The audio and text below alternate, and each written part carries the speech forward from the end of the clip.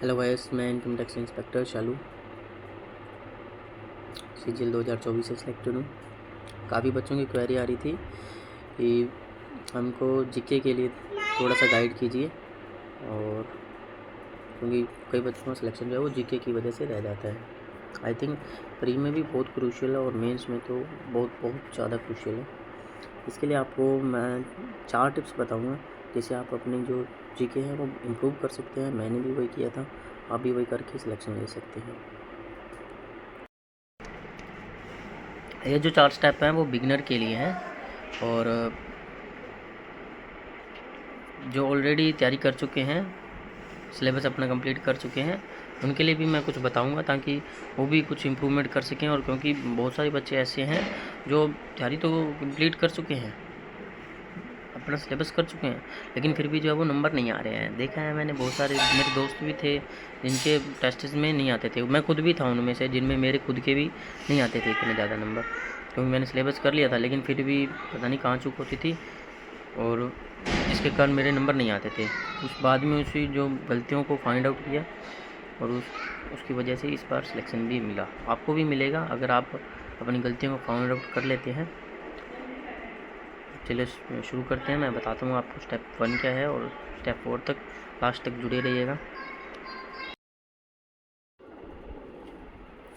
Step 1 है basic knowledge about subject. देखिए, इसमें आपको क्या करना है, आपको किसी भी बैच को फॉलो करना है, किसी भी सर को आप फॉलो कर सकते हैं। वहाँ से आप अपना basic knowledge about subject complete कीजिए, क्योंकि अगर आपको सब्जेक्ट के बारे में बेसिक नॉलेज ही नहीं होगी तो फिर आप उसके बारे में क्या ही कर पाएंगे, उसके कैसे ही क्वेश्चन कर पाएंगे, है ना। बेसिक नॉलेज के लिए आपको किसी भी सर को फॉलो कर सकते हैं। परमार सर भी हैं, और कैरियर से जो क्लासेस सर हैं उनको भी आप फॉलो कर सकते हैं। और भी बहुत सारे सर हैं जिनको आप फॉलो कर सकते हैं और अपना जो बेसिक नॉलेज अबाउट सब्जेक्ट है वो कंप्लीट कर सकते हैं। हाँ, और साथ ही इससे आपका जो है 60 से 70% जो सिलेबस है वो कंप्लीट हो जाएगा।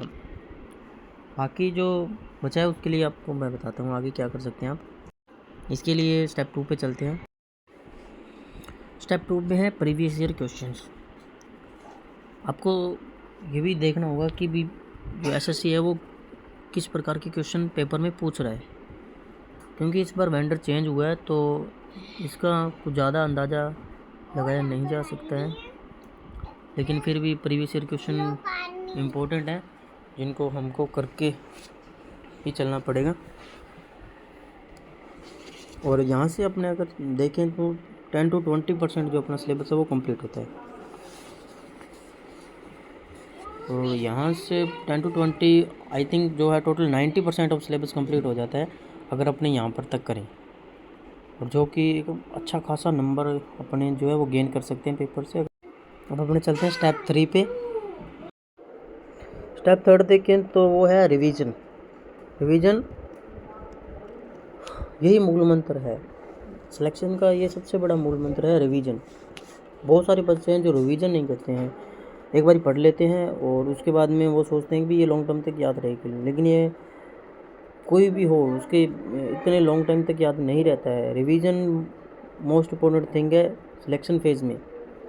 मैं भी रिवीजन जो है बहुत ज़्यादा किए हैं। रिवीजन आप सबसे ज़्यादा करोगे तभी आपका सिलेक्शन होगा।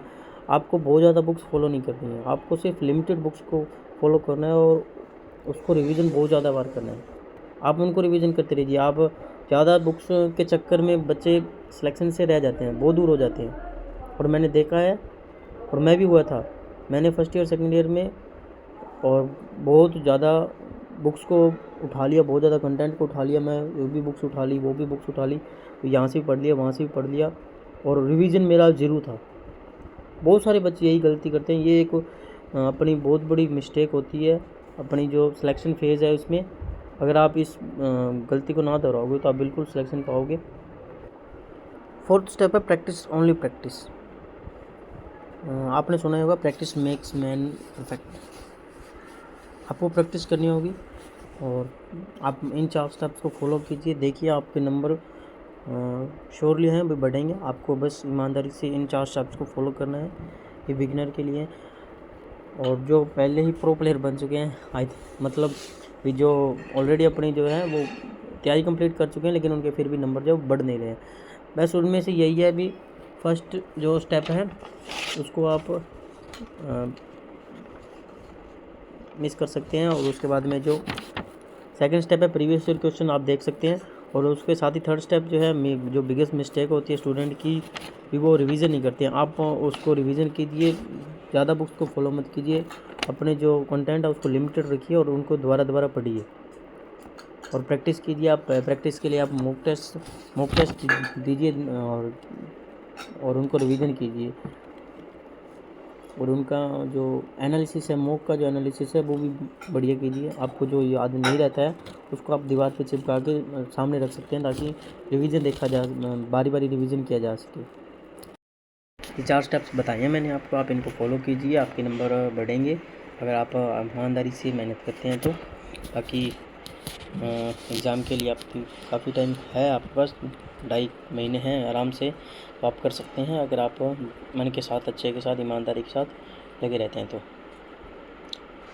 और उसके बाद में आपको मेंस के लिए भी टाइम मिलेगा, जहाँ पे भी आप अपने जो कुछ थोड़ा मोटा बचता है उसको कवर कर सकते हैं। और भी अगर कोई गलती रह गई है तो मेरे को कमेंट करके बता सकते हैं कि सर यहाँ कुछ मेरे समझ में नहीं आया है, मैं आपको ज़रूर गाइड करूँगा। और भी अगर आप किसी की स्ट्रैटेजी पूछना चाहते हैं मैथ की, इंग्लिश की, तो मेरे को बता सकते हैं मैं कैसे कर सकता हूँ सर। मैं आपको कोई भी क्वेरी है तो मेरे को बता सकते हैं आप कमेंट करके। Thank you, wishing you all the best for your 2025 CGL exam.